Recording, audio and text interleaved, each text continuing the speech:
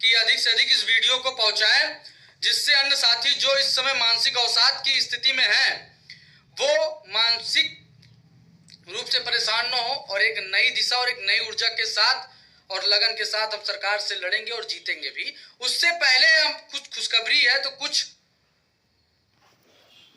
संघर्ष की कहानी भी है। मुद्दा आपको पता ही होगा, हमने पहले ही पोस्ट के माध्यम से बता चुके हैं कि क्या मुद्दा है।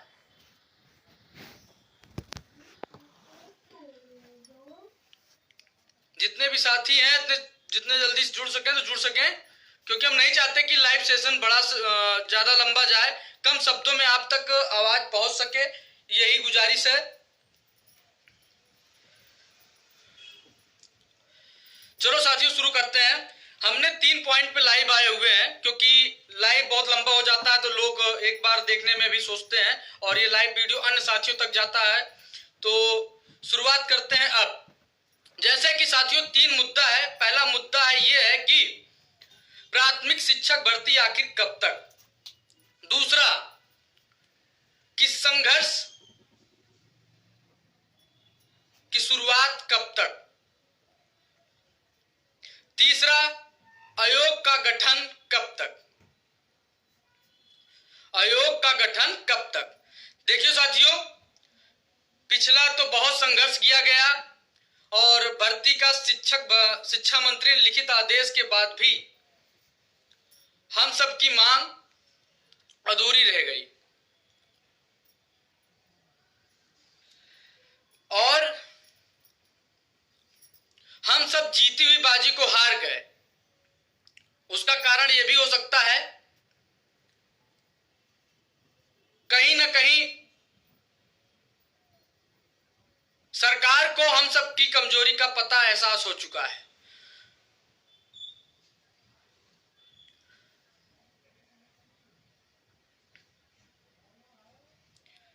जैसे कि हमने एक सोशल मीडिया पर एक पोस्ट डाला था। पोस्ट का उद्देश्य ये था कि नई प्राथमिक शिक्षक भर्ती के संबंध में, ये सोशल मीडिया का जमाना है, अच्छे अच्छे समाज सेवी, अच्छे अच्छे महात्मा, अच्छे अच्छे संघर्षी को बदनाम करने में 2 मिनट का समय नहीं लगता है और ट्रोलिंग गैंग द्वारा ट्रोल हो जाते हैं, लेकिन उन चीजों को करते हैं एक किनारे।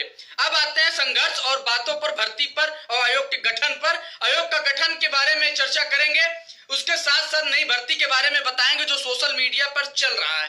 सोशल मीडिया पर क्या चल रहा है, मेरी एक पोस्ट है जिस पोस्ट में यह लिखा गया है कि अपर जो है गणेश सर द्वारा संयुक्त शिक्षा निदेशक गणेश सर द्वारा अगस्त से सितंबर तक नई प्राथमिक शिक्षक भर्ती का विज्ञापन देखने को मिल सकता है। तो उस पे काफी साथियों ने हमारे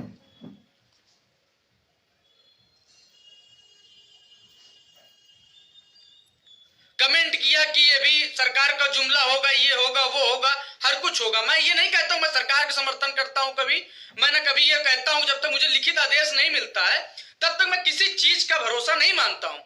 मेरा ऊपर FIR दर्ज हुई है जिसके तहत मुझे विभाग में आना जाना लगा रहता है, क्योंकि भाई पैरवी करना अनिवार्य होता है। लखनऊ के साइबर सेल थाने में FIR हुई है जिसके तहत मुझे जाना पड़ता है विवेचना के लिए। जब जब बुलावा आता मुझे तब तक वहां पे जाना पड़ता है, जिसके तहत विभाग में भी जाना होता है। विभाग के द्वारा जब मेरी मुलाकात महानिदेशक जी से होती है और जिन्होंने FIR कराया अपर निदेशक रोहित त्रिपाठी जी से होती है और गणेश जी से भी होती है। तो हुआ यूं कि मेरी मुलाकात हुआ, मैंने पूछा सर क्या भर्ती है। भर्ती हमने तो भर्ती के लिए लड़ा भी, डीलेट भी किया, टेट भी पास हुए, सीटेट भी पास हुए और नौकरी तो मिली नहीं, लेकिन FIR जरूर मिल गया। उसी बातों बातों के एक सिलसिले में उन्होंने कहा कि देखिए भर्ती का जो तैयारियां, अभी तक तो विभाग आपसे स्पष्ट कहता था कि भर्ती का विज्ञापन आना होना है नहीं, जाके किसी दूसरे क्षेत्र में करो, लेकिन अब विभाग में कुछ सुगबुगाहट है, अगस्त सितंबर तक संभवतः आ सकती है। उसी चीज को मैंने लिखा था सोशल मीडिया कि विभाग कह रहा है कि अगस्त सितंबर तक आएगा। ये मैं नहीं कह रहा हूं कि आप भरोसा करिए, लेकिन उन चीजों को देखते हुए हमें हाथ पे हाथ रख के तो बैठना नहीं है। मैं इसलिए शांत सोशल मीडिया पे इतने दिन से था क्योंकि मेरी मजबूरी है, मेरे ऊपर दबाव था, प्रशासन का दबाव था, मेरे ऊपर एक लगातार कार्रवाइयों का दौर चल रहा था, जिसकी वजह से मैं आज तक सोशल मीडिया पे कभी खुलकर नहीं बोला। और ये तो आप देख ही रहे होंगे, सोशल मीडिया, टीवी, हर जगह जुड़े हुए होंगे, देख रहे हैं कार्रवाइयों का दौर शुरू है। चाहे जो भी हो, मैं स्वयं एक डीलर का प्रशिक्षित था, लेकिन हमारे ऊपर भी कार्रवाइयां हुई, उसको अभी मैं साझा नहीं करना चाहता। अभी तो मैं आप सबके, जो आप 4 साल से 5 साल से भर्ती न आने से मानसिक तनाव में है, त्रस्त हैं, एकदम परेशान, उस चीज को दूर करने और सरकार से बताने कि देखिए मैं भी एक प्रशिक्षित हूं। जैसे उन्होंने कहा, बेसिक विभाग के अधिकारी ने बोला कि भाई भर्ती के विज्ञापन देखने को मिलेगा। मैंने सोचा ठीक है, अभी मुझे समय आने दीजिए, मैं अपनी तैयारी के साथ आऊंगा ही। और क्या होता था, जब भी मैं कोई धरना प्रदर्शन या कुछ भी तैयारी करता था तो मेरे ऊपर कार्रवाई हो जाती थी और मैं वो धरना असफल हो जाता था। और आप भी परेशान हो जाते थे कि ये तो कुछ भी करने जाते हैं, पुलिस इनके ऊपर एफआईआर और गिरफ्तारी कर लेती है, ये कितने बड़े इतने बड़े नेता हो गए कि इनके पीछे सरकार पड़ गई है।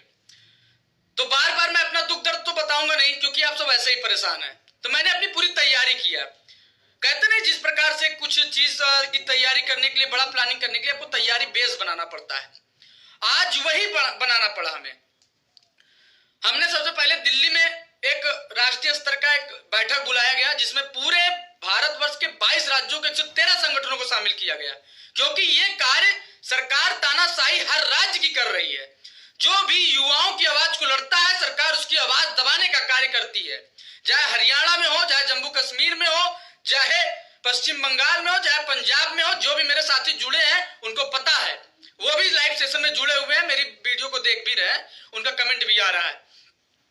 तो हम सब ने एक राष्ट्रीय स्तर की बैठक की और ये कोशिश किया कि जो हमारे ऊपर एफआईआर होती है, और एक सलाहकार की भी एक मजबूत पैनल तैयार किया, एक सलाहकार की भी मजबूत पैनल तैयार किया, क्योंकि एक अच्छी लड़ाई लड़ने के लिए एक मजबूत पैनल की आवश्यकता होती है। और इस बैठक में सुप्रीम कोर्ट के अधिवक्ता प्रशांत भूषण जी भी रहे, जेएनयू के रिटायर्ड प्रोफेसर मल्होत्रा जी भी रहे, आईबी पूर्व डायरेक्टर और भारत सरकार के सचिव रहे, सर का भी मैं नाम नहीं लेना चाहते, वो भी सलाहकार के रूप में रहे। इलाहाबाद विश्वविद्यालय के पूर्व अध्यक्ष अखिलेश जी भी रहे, सचान जी भी रहे। काफी वरिष्ठ नेतागण और किसान मोर्चा से लेकर के हर नेताओं को आमंत्रित किया गया। उसका रीजन ये था कि एक एक नेता को सरकार चिन्हित कर करके उन पर कार्रवाई करती है, उनके मांगों और उनके मुद्दों को दबाने का काम करती है। और जो ये चीज लड़ाई लड़ने में सारे लीडर असमर्थ हो रहे थे, जब एक मजबूत पैनल तैयार हुआ कि कार्रवाइयों के दौर में हमारे पास एक एडवोकेट की टीम हर जिले में, हर राज्य में खड़ी रहनी चाहिए, जिससे हम अपनी लड़ाई लड़ने में कोई अवरोध उत्पन्न ना हो।